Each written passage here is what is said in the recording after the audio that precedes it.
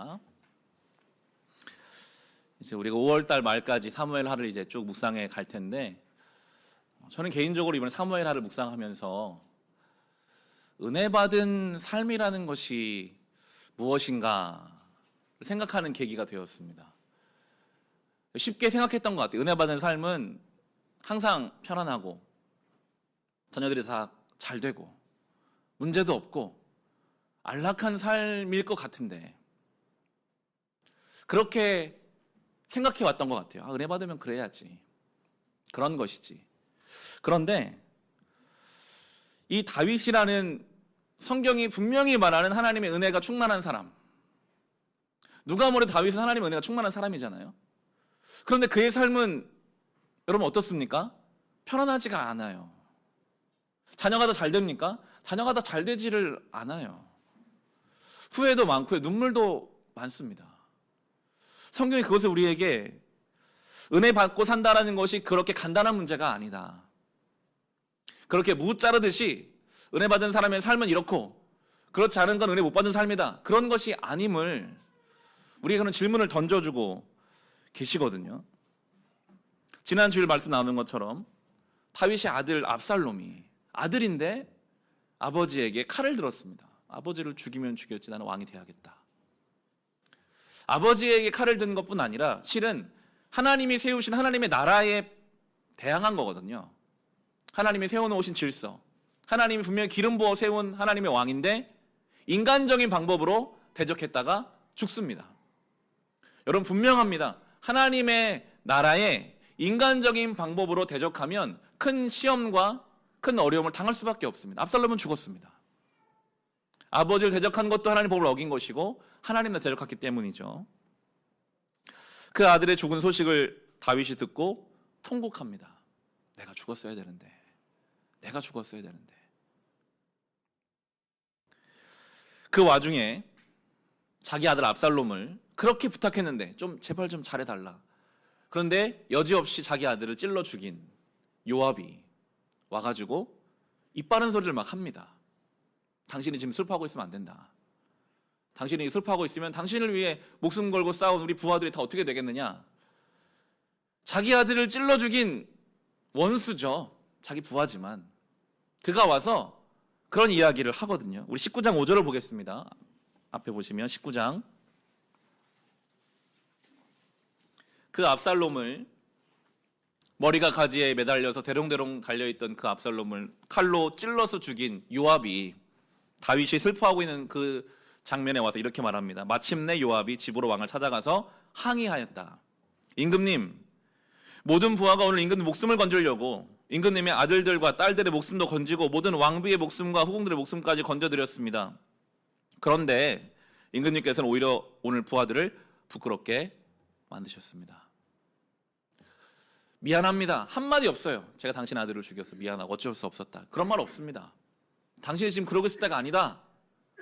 왜 지금 그렇게 하고 있느냐? 그런 이야기를 하죠. 더 나아가서 협박적으로 이야기하면 7절에 보시면 이제라도 일어나 밖으로 나가서 임금님의 부하들을 위로의 말로 격려해 주십시오. 제가 주님의 이름을 걸고 맹세하지만 지금 임금님께서 밖으로 나가지 않으시면 오늘 밤에 한 사람도 임금님이 남아있지 않을 것입니다. 그럼 임금님께서 젊은 시절부터 이제까지 당한 그 모든 환난보다 더 무서운 환난을 당하실 것입니다. 협박하죠.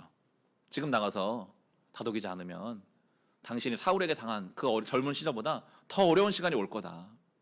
지금 아들 죽었다고 슬퍼할 때가 아니다. 빨리 정신 차려라. 이런 이야기를 자기 아들을 죽인 요압이 와서 이야기하고 있습니다. 듣기 싫은 이야기입니다. 실은 보고 싶지도 않은 사람이 요압입니다. 그런데 그 말에 어느 정도 일리가 있어요. 그 말이 어느 정도는 따라야 되는 말이에요. 참 어려운 거거든요. 감정적으로는 만나기도 싫고 듣기도 싫은 이야기인데 현실적으로는 또 들어야 되는 말입니다. 요압이라는 사람도 당장에 쳐내고 싶지만 품고 가야 될 사람입니다. 계속 봐야 될 사람입니다. 지금 아들이 죽은 일로 마음이 상심해서 아무것도 하기 싫은데 하나님이 나에게 주신 그 왕의 자리를 또 지켜야 되는 책임이 있습니다. 내 감정, 내 상황이 있지만 그럼에도 불구하고 또 감당해야 될 책임의 자리가 있습니다. 그게 저는 은혜 받은 사람 다윗의 삶의 현실이고 우리의 현실이라고 묵상해 보게 되었습니다. 은혜 받은 삶을 산다는 것은 때로 그렇습니다. 죄값을 치러내야 할 때가 있습니다. 압살롬이 죽은 것 따지고 보면 다윗의 죄로 시작한 것이죠. 다윗이 밧세바를 범한 그 순간부터 다윗이 아들 간의 관계를 중지해 주지 못했고, 다윗이 수많은 기회에서 자기 아들을 그렇게 가지 않게 할 수 있는 많은 시간들이 있었지만 자기 스스로 못하는 것에 대한 후회가 있었을 거거든요. 지금 그 삶은 은혜를 받았어도요, 때로 죄값을 치러내야 할 때가 있거든요. 성경은 그렇게, 구약 전체가 사실은 그렇습니다. 이스라엘 백성이 하나님의 백성이지만 그들이 죄 지었을 때 포로로 끌려갑니다. 죄값을 치르게 하세요. 성전이 다 무너지고 아수르와 바벨론에 의해서 모든 그 은혜 받은 이스라엘 백성들이 하나님 약속의 땅에서 끌려갑니다. 이방 땅으로. 죄값을 치러내야 하는 은혜 받은 사람들의 모습, 구약 전체의 이야기입니다. 신약으로 가면 하나님의 의를 이루기 위해서 고난받는 예수님이 나오십니다. 죄값을 치르기 위해 우리가 당하는 고난도 있지만 때로는 하나님의 나라를 위해서 우리가 당해야 되는 억울한 고난도 있거든요. 우리의 삶의 자리가 그렇습니다. 우리에게 요압 같은 사람이 있습니다. 만나기도 싫고 그 이야기가 듣기도 싫은데 그 말에 또 일리가 있기도 하고, 이 사람을 또 안 볼 수는 없고 품고 가야 되는, 그리고 따지고 보면 지금 내 삶의 어려움이 나의 잘못이 너무나 많은 것을, 누군가를 탓할 수가 없는 거예요. 돌아보면 내가 그때 했던 그 행동들 때문에 오늘 어려운 시간들을, 죄값을 치러야 하는 고난의 시간도 있습니다. 은혜 받은 삶인데, 다윗처럼 정말 은혜 받은 삶인데 간단하지가 않아요. 편안하지가 않을 수 있습니다. 아프고 어렵고 후회가 많습니다. 그게 다윗의 삶이었고 실은 우리들의 삶이죠. 성도의 삶의 현실입니다.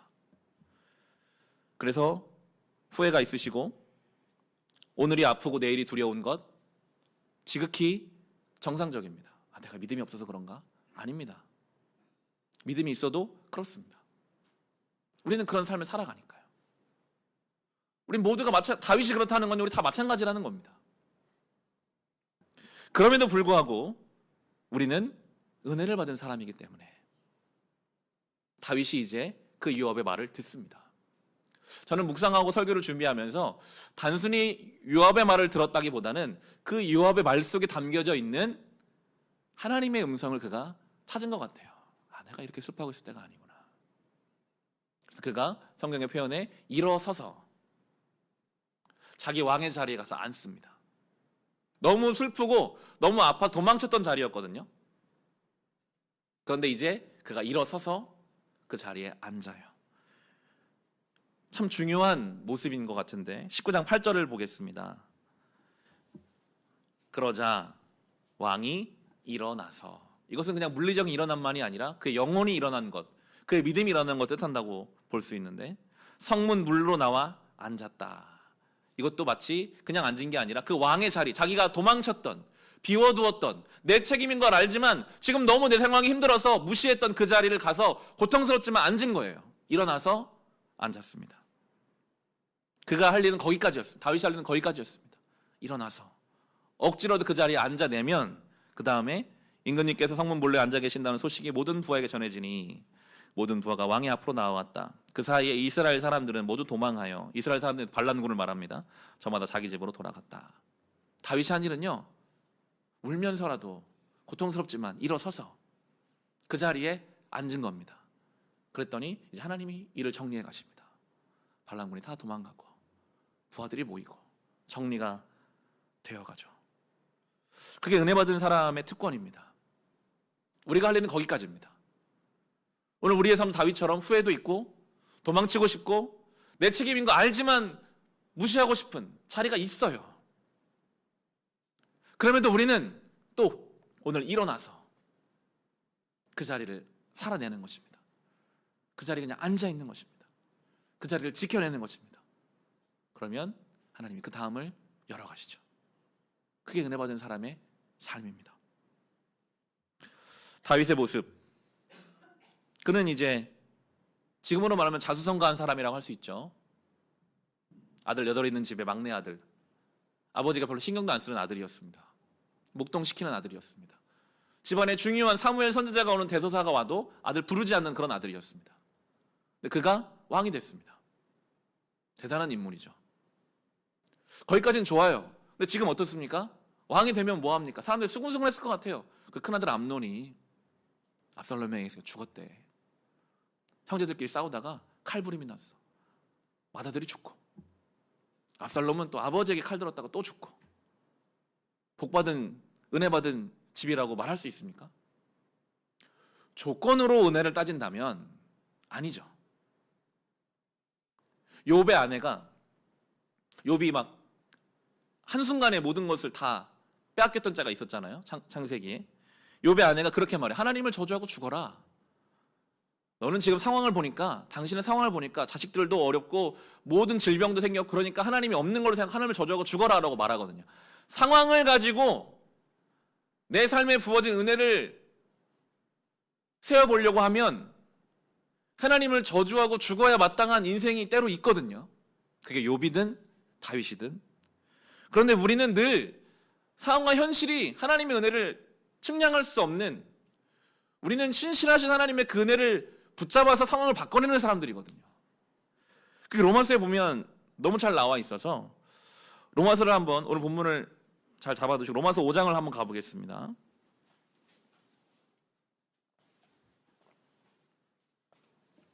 신약성경 로마서 5장 1절부터 좀 보겠습니다. 상황과 조건으로 따지면 은혜가 없는 것 같지만 우리의 삶은 그렇게 따져가는 것이 아니라고 성경이 우리에게 말씀하십니다.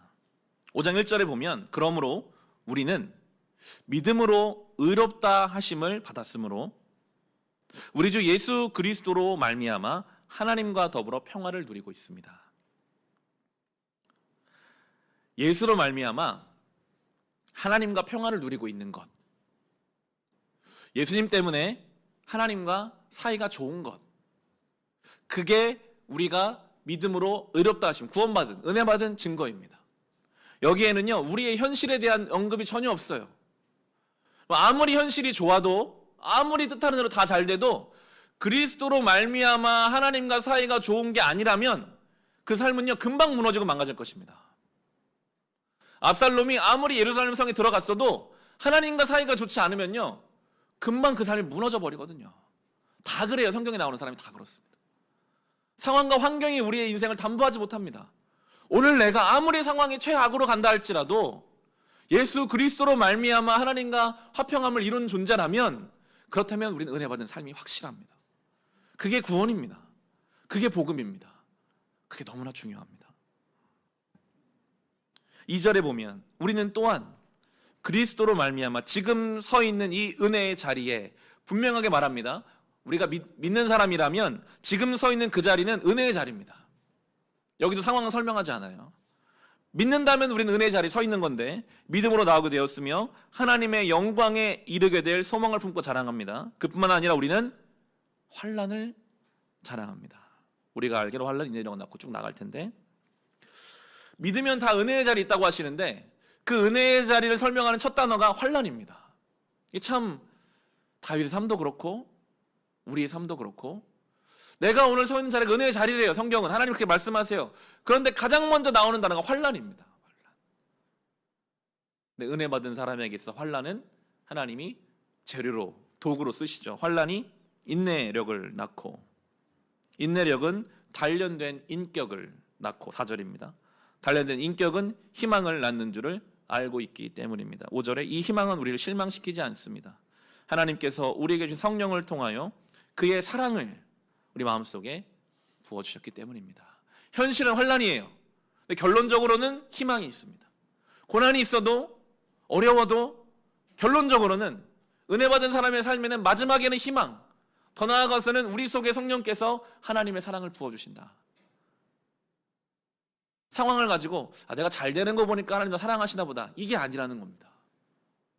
환난이 있어도 여전히 내 마음속에 부어진 하나님의 사랑, 그걸 누리고 사는 것이 은혜 받은 삶이고, 그 은혜 받은 삶의 전 대표 중에 한 사람이, 다시 보면 돌아갈 텐데 우리가 주중에 묵상했던 무비보셋이라고 묵상하게 되었습니다. 19장에 가겠습니다. 다시 사무엘하 19장으로 돌아가시면,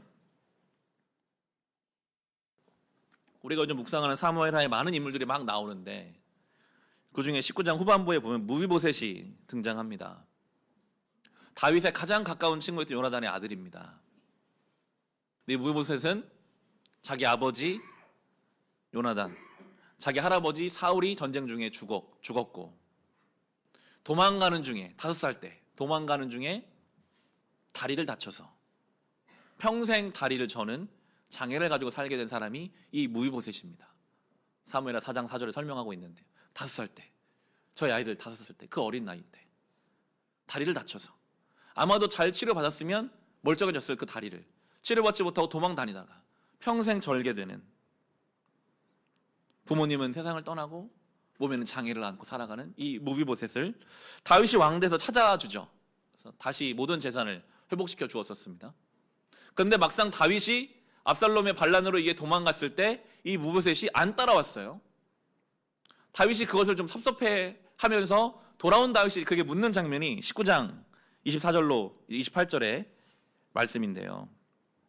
다윗이 성에 돌아와 봤더니 24절에 그때에 사울의 손자 무비보셋도 왕을 맞으러 내려왔다. 그는 왕이 떠나간 날부터 평안하게 다시 돌아오는 날까지 발도 씻지 않고 수염도 깎지 않고 옷도 빨아입지 않았다. 그가 예루살렘에서 와서 왕을 맞이하니 왕이 그에게 물었다. 무비보셋은 어찌하여 나와 함께 떠나지 않았느냐? 그가 대답하였다. 높으신 임금님, 저는 다리를 절기 때문에 나귀를 타고 임금님과 함께 떠나려고 제가 들 나귀의 안장을 얹으려고 저의 종이 일렀으나 종이 그만 저를 속였습니다. 그리고는 그가 임금님께 가서 이 종을 모함하기까지 하였습니다. 임금님은 하나님의 천사와 같은 분이시니 임금님께서 좋게 여기시는 대로 처분하시기를 바랍니다. 제 아버지의 온 집안은 임금님에게 죽어도 마땅한 사람들 뿐인데 임금님께서는 이 종을 임금님의 상에서 먹는 사람들과 함께 먹도록 해주셨으니 이제 저에게 무슨 염치가 있다고 임금님께 무엇을 더 요구하겠습니까? 그의 행색으로 보아서는 다윗이 떠난 날부터 늘 슬퍼하면서 다윗 왕을 기다려온 사람인 것 같아요. 다윗이 그 말을 액면 그대로 받아주지 않는 것처럼 표현을 합니다. 29절에 보시면 그러나 왕은 그에게 말하였다. 내가 어찌하여 그 얘기를 또 꺼내느냐? 나는 결정하였다. 너는 시바와 밭을 나누어 가져라. 이 시바가 그의 종입니다. 종인데 막상 반란이 일어나자 자기 주인 버리고 다윗에게 가서 모함한, 지금 무비보셋이 당신 따라오지 않습니다. 그래서 다윗이 그럼 네가 모든 소유를 네가 다 가져라. 그 일이 벌어졌었던 그 사람이 시바거든요. 무비보셋 입장에서는 좀 억울할 수 있는 일입니다. 나는 이렇게 정말 당신을 기다렸는데, 내가 진짜 내 마음을 지켰는데 저 거짓말하는 저 시바와 내가 똑같은 소유를 나눠서 가져야 한다? 누군가는 정말 순전한 마음으로 불편함을 감수하고 양심을 지키고 살아가는데 누군가는 막 거짓을, 상황에 따라서 얼마든지 거짓을 일삼고 속이고 빼앗으려고 하는 그 사람과 똑같이 가져라는 거예요. 화가 날 수 있죠. 당신이 나를 그렇게 못 믿어준다면 나는 이제 당신 섬기지 않겠습니다. 나는 이제 그만하겠습니다. 안 할랍니다. 그렇게 갈 수 있을 것 같은데 무비보셋은 정말 은혜를 아는 사람이었습니다. 실은 그가 오늘 가지고 있는 모든 소유 다 다윗이 준 거거든요. 아무것도 없었던 그를 다윗이 완전히 100%의 은혜로 자기를 왕자의 자리까지 앉혀준 거거든요.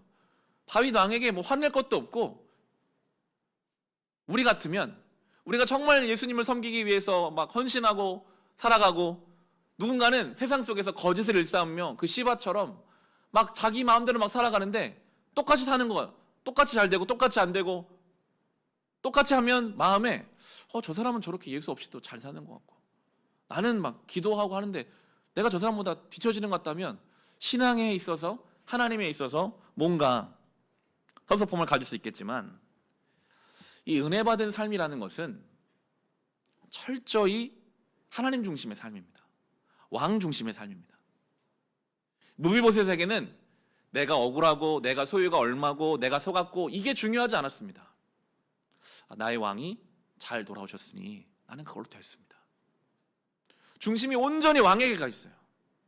내가 오늘까지 산 것도 왕 때문이고 내가 오늘 이렇게 사는 모든 것이 다 왕 때문이기 때문에 나의 것 별로 중요하지 않습니다. 난 당신만 괜찮으면 괜찮습니다. 그게 이제 30절이거든요. 19장 30절에 무비보셋이 왕에게 아뢰었다.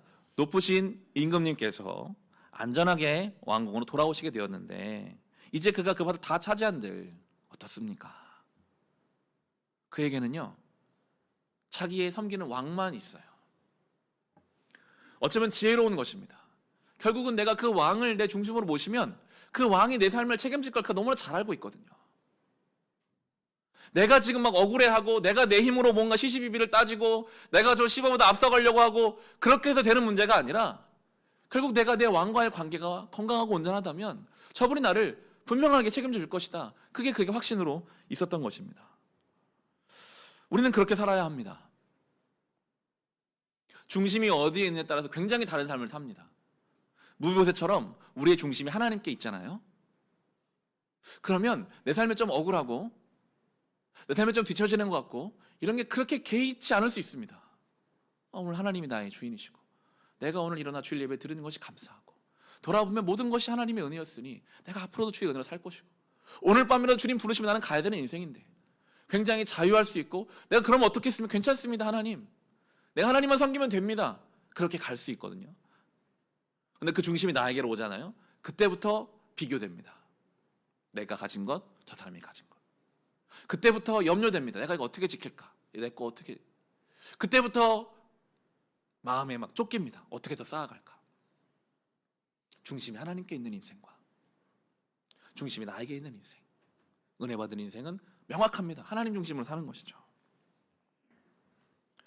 이 다리 저는 것 같은 무비보셋, 그 종까지도 무시했던 그 인생이 다리도 불편하고 인복이라고 말하죠. 인복이 없는 사람일 수 있습니다.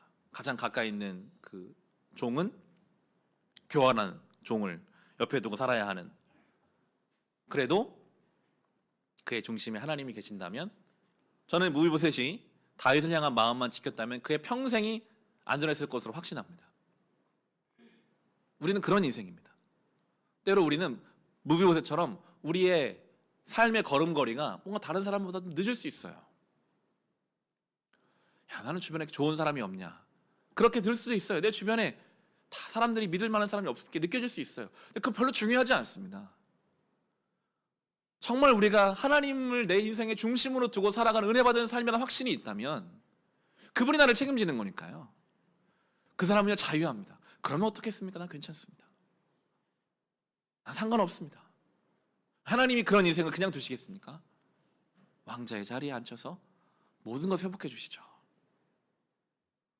바라기는 우리가 이 무비보셋처럼 정말 은혜를 아는 삶을 살아갈 수 있기를 주님의 이름으로 축원합니다. 다윗이 반란 때문에 예루살렘을 비웠던 그 시간들을 우리가 봤습니다. 권력의 공백이 생기면 그동안은 그 권력에 눌려서 숨기고 있었던 그들의 어떤 숨은 욕구들이 막 분출되는 것입니다. 다윗 왕이 없으니까 반란의 세력들이 막 올라옵니다. 하나님이 내 삶에 늘 주인으로 계신다는 것을 믿으면 우리가 거룩한 삶을 살아요. 그런데 어느 순간 하나님이 내 삶에 안 계시다는 착각이 들면 그때부터 우리 욕심 따라 살고 미움으로 사는 거거든요. 다윗 왕이 자리를 비웠다 돌아오니까 이제 오늘 본문 20장에 나오는 이 세바라는 사람이 반란을 일으킵니다. 그의 반란의 메시지는 명확했습니다. 우리 20장 1절을 보겠습니다. 오늘 본문에 20장 1절에 그 즈음에 불량배 한 사람이 그곳에 있었는데 그의 이름은 세바였다. 그는 비그리의 아들로서 베냐민 사람이었다. 그는 나팔을 불면서 이렇게 외쳤다. 우리가 다윗에게서 얻을 몫은 아무것도 없다. 우리가 이새의 아들에게서 물려받을 유산은 아무것도 없다. 그러니 이스라엘 사람들아 모두들 자기의 집으로 돌아가자. 그의 주장은 명확합니다. 다윗에게서 얻을 게 없다. 다윗에게서 우리가 뭐 누릴 것이 없다. 물질, 소유의 문제를 가지고 반란을 일으킵니다. 불량배라고 우리 성경은 지금 번역하고 있는데 이제 원문으로 보면 그렇다고 합니다. 가치가 전혀 없는 사람. 이 세바를 설명할 때 가치가 전혀 없는 사람, 악을 도모하는 자, 공의를 업신여기는 자, NIV 성경에는 트러블 메이커라고 쓰고 있습니다. 이 세바라는 사람을 설명하는 단어. 그가 나팔을 불어요. 이 하나님의 은혜의 방식으로 나라를 이루어 가야 할 이스라엘 백성들을 향해서 나팔 소리처럼 막 불어댑니다. 소유, 이익, 결국은 자기 중심성이거든요. 소유라는 것은 내 것이잖아요. 내가 얻을 몫이 없다. 다윗 따라가면 너 얻을 몫이 없어. 하나님 방식 따라가면 채울 수 없어. 받을 수 없어. 나팔로 막 불어댑니다. 은혜로 재편되어야 하나님의 나라. 우리들에게 사탄이 늘 나팔로 부는 소리가 그겁니다. 목, 내가 얻을 목, 내가 가질 목. 그게 줄어들 수 있다. 비교될 것이다. 없어질 것, 뒤처질 것이다. 근데 거기 힘이 있어요. 참 안타깝게도 그 말에 힘이 있습니다. 2절에 보시면 그렇게 나오고, 이 말을 들은 온 이스라엘 사람은 다윗을 버리고 비그리의 아들 세바를 따라갔다.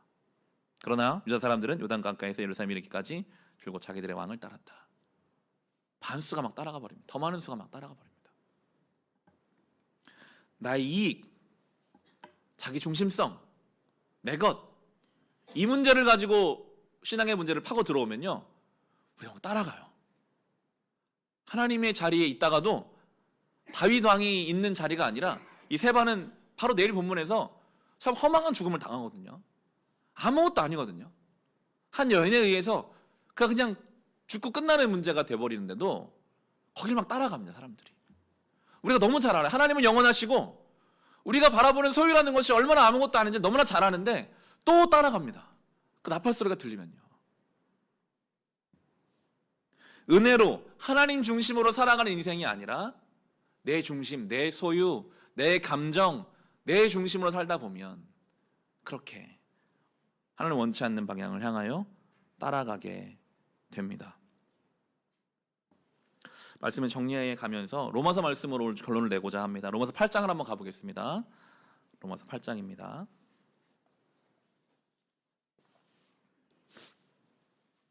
(8장 18절) 말씀 보시면, 로마서 8장은 참 우리에게 참 소중한, 성경 전체가 소중하지만 8장이 참 우리에게는 복음의 메시지인데요. 8장 18절에 현재 우리가 겪는 고난은 장차 우리에게 나타날 영광과 견주면 아무것도 아니라고 나는 생각합니다. 이것이 은혜 받은 삶을 사는 태도입니다. 고난이 있어요. 고난이 있어요. 참 안타깝게도 은혜 받은 삶에도 고난이 있어요. 그렇지만 우리는 이 고난은 내가 장차 경험할 영광과는 비교할 수 없다. 아무것도 아니다. 왜냐하면 24절 25절에 우리는 이 소망으로 구원을 얻었습니다. 눈에 보이는 소망은 소망이 아닙니다. 보이는 것을 누가 바라겠습니까? 그러나 우리가 보이지 않는 것을 바라면 참으면서 기다려야 합니다. 우리의 눈에 보이는 사람들, 압살롬도 있고 세바도 있고 눈에 보이는 것은 소망이 없어 보입니다. 오늘 내가 또 이 예배를 바치고 살아갈 삶의 현실은요, 눈으로 바라보면 내가 좀 은혜 받은 사람인가? 내가 지금 이렇게 살아가는 것이 뭔가? 하지만 우리는 보이지 않는 하나님의 그 은혜를 사모하며 살아가는 거죠. 함께 부를 찬송이 첫 가사가 그래요. 고달픈 삶에 은혜도 무뎌지고. 이 찬송을 부를 때마다 얼마나 그 가사가 참 와닿는지. 우리의 고달프고 분주한 삶이 은혜를 무뎌지게 해요. 자꾸만 하나님 중심으로 살려고 애쓰는 나를 내 중심으로 살게 만들어버려요. 세바의 나팔 소리가 막 계속 들려와요. 알거든요. 하나님 원하시는 삶을 살아야 된다는 거. 또 그 나팔 소리에 딸려가려고 하는 우리의 모습이 있습니다. 우리는 무비보셋처럼 우리가 부족하지만 하나님 중심으로 살려고 애써야 합니다. 그러면요, 다리를 절든 주변에 좋은 사람이 없든 상관이 없습니다. 나는 괜찮습니다. 왕이 돌아가셨으니 나는 괜찮습니다. 거기 힘이 있죠. 다윗처럼 억지로라도 일어나서 삶의 자리에 앉아 있으십시오. 그 여러분의 삶의 자리, 여러분의 가정이든 일상을, 우리가 할 일은 그겁니다. 그 자리에 앉아서 오늘도 하나님이 하시겠지. 주님, 제가 이 자리를 지키려 합니다. 제가 살아보겠습니다. 고통스럽지만 은혜 받은 삶을 살아가는 방식입니다. 그때 주님께서 우리 한숨을 찬송으로 바꾸실 것입니다. 우리 찬송 같이 한번 부르고 고백하고 또 같이 기도하겠습니다. 오늘 설교를 생각하시며 찬송의 고백으로 하나님 앞에 나아갑시다.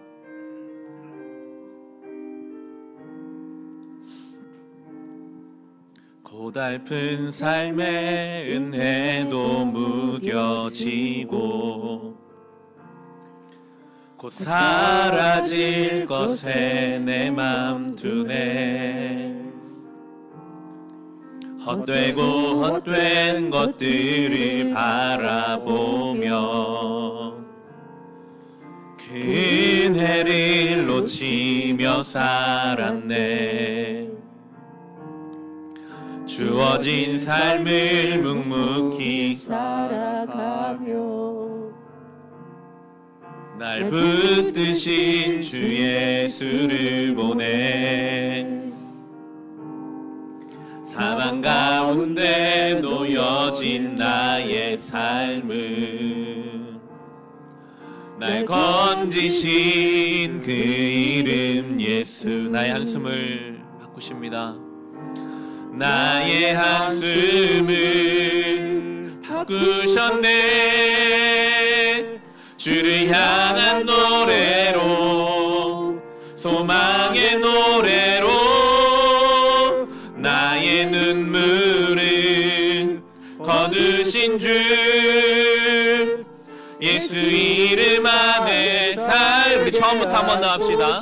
고달픈 삶의 은혜도 무뎌지고 고달픈 삶의 은혜도 무뎌지고 곧 사라질 것에 내 맘 두네. 헛되고 헛된 것들을 바라보며 그 은혜를 놓치며 주어진 삶을 묵묵히 살아갑니다. 주어진 삶을 묵묵히 살아가며 날 붙드신 주 예수를 보내. 사망 가운데 놓여진 나의 삶을 날 건지신 그 이름 예수. 나의 한숨을 주님 바꾸십니다. 나의 한숨을 바꾸셨네. 주를 향한 노래로, 소망의 노래로 나의 눈물을 거두신 주 예수 이름 아래 살게. 나의 한숨을 바꾸셨네.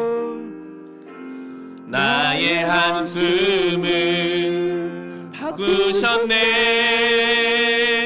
주를 향한 노래로, 소망의 노래로 나의 눈물을 거두신 주 예수 이름 안에 살게 하소서. 우리 합심으로 기도합시다. 하나님, 은혜가 무뎌지지 않게